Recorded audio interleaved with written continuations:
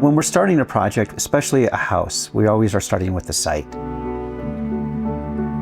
In this project, we were able to take this incredibly dramatic natural landscape and then within it create this home that has a very direct sense of place and warmth.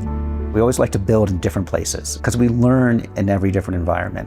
I'm a city kid. This is the first time I built an elevation of 8,400 feet above sea level. Understanding of how to deal with snow and 50-mile-per-hour winds and what happens at the altitude is really interesting.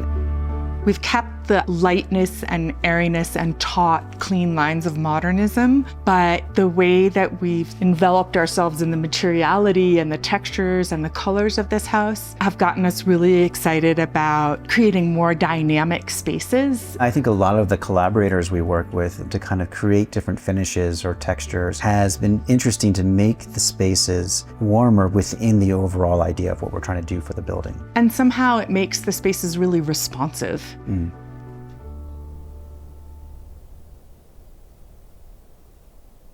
Here we are at our project Cowboy Heaven in the mountains of Montana. We're standing at the front entrance to the house, and we wanted it to feel kind of like a small cabin, not to take up too much real estate within the property. It's a bit of an illusion because as you move around the house, it expands into the landscape, opening the house up to the views beyond. The wood that you see on the exterior of the house is shoshugiban, which is a charred wood, which is a kind of traditional Japanese technique for finishing and weather protecting. The snow, if it's like dusting lightly, it collects in every single little crevice of the weave and creates this like incredibly delicate filigree. And then once the wind blows, it's gone. You could consider this the back of the house because the entrance is on the other side. One of the materials we use throughout the house is silver cloud granite, which you can see here forming the base of the building, as well as all of the landscape elements. Later on, you'll see how it's used throughout the house on the inside. This patio or terrace area is built with a kind of almost like Lego blocks built into the landscape. But these are 2,000 to 5,000 pound blocks of stone that are very carefully placed with incredible masons who used a crane and large suction cups to place each one next to each other. And it took about a day to get 2 to 3 boulders placed. The nature of how we've treated the exterior spaces is very elemental. You've got the rugged stone, you've got the mountain air, and then you juxtapose against the snow and the water elements like the hot tubs with these moments of fire. I think all of that is very satisfying on a human level. We're in the living room, which is part of the main family gathering space at Cowboy Heaven. One of the great things about the boomerang is it allows us to capture multiple views, one of the main mountain peaks and then the other of down out through the valley towards Ennis, which is this beautiful distance view where the layering of the landscape kind of unfolds to the valley beyond. Many of the interior surfaces are influenced by the exterior and the landscape beyond, and this wall was influenced by the lodgepole pines that scatter the upper part of the mountain up here.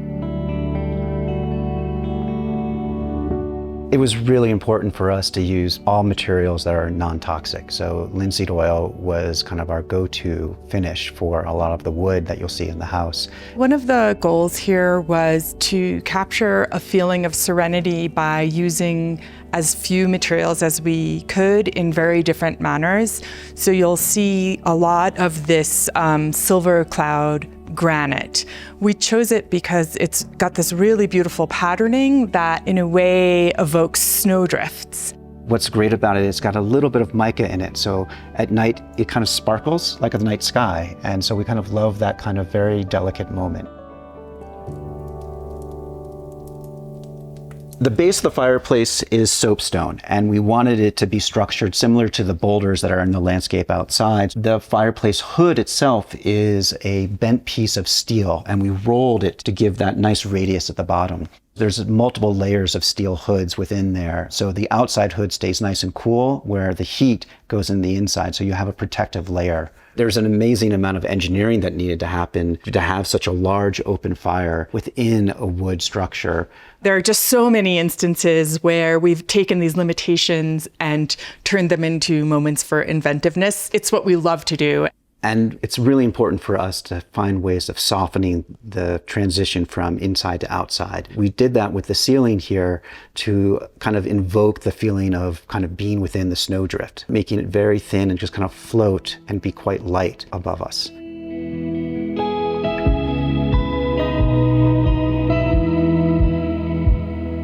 You'll notice that the light fixtures are all very unique.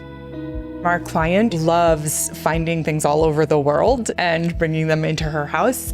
For instance, this beautiful handcrafted chandelier. Working with the artist for this fixture was wonderful. It was literally a hands-on experience in her workshop. And it also kind of mimicked the mountains beyond. We're standing next to what we call the blue pantry. We kind of think of it as the hinge of the space. As you kind of enter the space from the foyer, it doesn't allow you to see the whole view until you kind of move around it, and then the view kind of presents itself to you quite slowly. The hinge for us is getting back to kind of the lodgepole pines out in the forest, and kind of when thinking about when you're moving through the woods, there's kind of that layering of kind of larger trees to thinner ones beyond. It makes it a really interesting mass instead of just a big solid thing. And it allows us to be really creative with how we incorporated the sound system. In about 2007 or maybe 2008, Devin started talking about us creating our own firm. And I remember one time saying, "Oh, we're gonna have a firm together?" And he said, "It's what we've always dreamed of." Fast forward, I think that Devin was completely right. I mean, don't get us wrong. We have learned that boundaries are very important when you live and you work together. Even though we might do projects kind of separately, we're constantly learning from each other about how the other person's doing that project, and something that Faith might be doing in one project is kind of influencing something that I'm doing in another project. This is an endeavor that's given our whole life meaning, shaped the way we raised our kids. So being an architect and being a couple that likes to make things, every birthday party for both of our boys turned into kind of an all-day event. So we would spend the week before building obstacle courses in the backyard and planning out the different events that happened within that. And they became neighborhood, almost block parties. It was wonderful because we brought people from the community together to celebrate this wonderful day for us, and we got to be with everyone that we knew. And it was really fun. Yeah. These parties or raising our kids or all of it, it's a project. And we're always developing that project. We're always being architects, and it's the way that we think and we operate. And so we're always architecting. So now we're in the kitchen, which is the other side of the boomerang. And behind me is the hinge again. But on this side, we have kind of our pizza oven and wood storage and the island in front. And it really is the center of the house. Multiple pizzas come out of that oven after a day of skiing. And so it's a great place because you're standing here with everyone, looking out at the mountains and feeling your legs from a day of skiing. It's a great spot. Another material that was very important to us was zinc. And we wanted to find a way to create a texture within that material that would work with the overall project. Within a conversation I had with our mill worker, Vaso, he was telling me about the summer cabin where he grew up, and his mom would constantly making him and his friends lemonade out of this zinc sink. And he was talking about this beautiful kind of pattern that would happen from the lemons and the lemonade. And so we started talking about that and trying to figure out ways, how can we recreate that? We worked for months with many different techniques of pouring lemon and splashing lemon and wrapping lemons into different fabrics and things. This counter is a lava stone with a glaze on it. We have collaborated for years with a woman in Denmark who applies ceramic glazes to lava stone. Because it's a natural process, you never know how it's going to turn out. This color is a really unique color for us within the house, and it may be a unique color in the world. So we're standing on the top floor. There's two very different window kind of moments here. We get a moment where we get the exterior texture that becomes part of the interior. So you're seeing the richness and character of the burnt wood exterior siding. The other moment at the stair landing is a small window.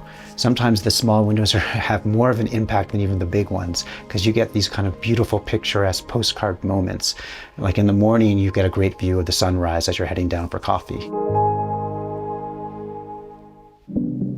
Now we're in the primary bedroom, where we wanted to capture the views of the peaks beyond. So the shapes of the windows follow the shape of the volume of the building up here. This structure was influenced by the cabins that are off in the hills just beyond. The rooms up here are a different scale than down below. They're cozier and more intimate.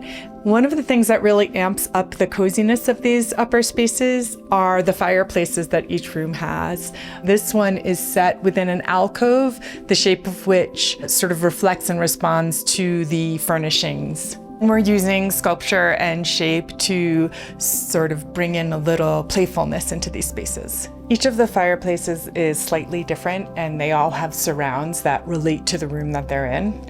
For instance, there's one down the hall, which was a great fireplace. It came from France, and we were originally thinking of kind of embedding it in a wall, how it was originally supposed to be designed, but we loved kind of the rusticness of it, and it kind of felt like this beautiful found object or a car part. There's one room in this house that is one of Devin's favorites. I think it's an idea that's been in his mind for a long time. The bunk room that's in the lower level. I love bunk rooms because you're kind of creating little houses within the house. As you enter the bunk room, you walk down kind of this long hall, and at the end of that is a large pivot door that's the same width as the hall and the same height as the ceiling. And that door opens out to a terrace and kind of amphitheater where all the kids can go. There's a large fire pit for them to kind of play and do s'mores and just have another connection to the outside. In the bunk room, we've created kind of these distinct little spaces, and to kind of separate them, there are a couple of screens that we've added little blocks of wood to kind of create a dappled light effect. So now we're in the primary bathroom, which is this luscious room, in part because of the finishes. Again, we're seeing the made a mono tile, the lava stone with the ceramic glaze. You can see here, they're really the difference in the glazes. I don't know exactly how many glazes there are. She's gone up to 16 or 24 levels of glaze. It makes for this really beautiful variation between each tile that also gives a sort of richness and dynamism to the space. The soaking tub is made of copper. One of the reasons for that is because copper retains heat for a longer period of time. So when you're in there for 40 minutes and you're really soaking with water up to your shoulders, it retains the heat. But it also works great with kind of the depth of color of the tile in the room, and it becomes kind of this beautiful isolated moment within this large kind of spa shower. This is the only spot in the house where we've used copper because it's a special moment. One of the things about this house that we think is the most fun is that you can just ski right in and right out. There's a ski trail that curves around the side of the house, so you can just peel off and ski right into this space, which is where you can sort of take off all of your gear, get it all warm while you go upstairs and have lunch. In the ski room, we thought about how the materials could really help you use the space. The floor, we used the same stone, but we decided to cut it into small 4x4 blocks, so there's more kind of grit. So you've come in with, slippery boots. You've got a little bit more traction. So adjacent to the bunk room is a space we call the bag room, and that's what it's for. It's got a whole bunch of cubbies, 12 of them, to put your suitcase, and then a drawer below to put all your belongings in it. And then we match that same kind of idea of the cabinet for the bags, but in the bathroom, so everyone has a special location to put all of their bathroom necessities. It's really interesting to come back to a project after it's been done and spend some time in it. It's something I feel like all architects really need to do, is kind of spend time in the buildings they design, because they get away from you. They become their own thing. We're so used to looking at photographs of architecture, but in reality, architecture is not static. It's all about movement and moving through spaces. If you're thinking about a person within a space, their relationship to the space is always shifting as they move through it. So that's something we think about all the time. It's a very mindful act. And I think that's something that we've learned from here and from these clients, and that we're really excited to move forward with.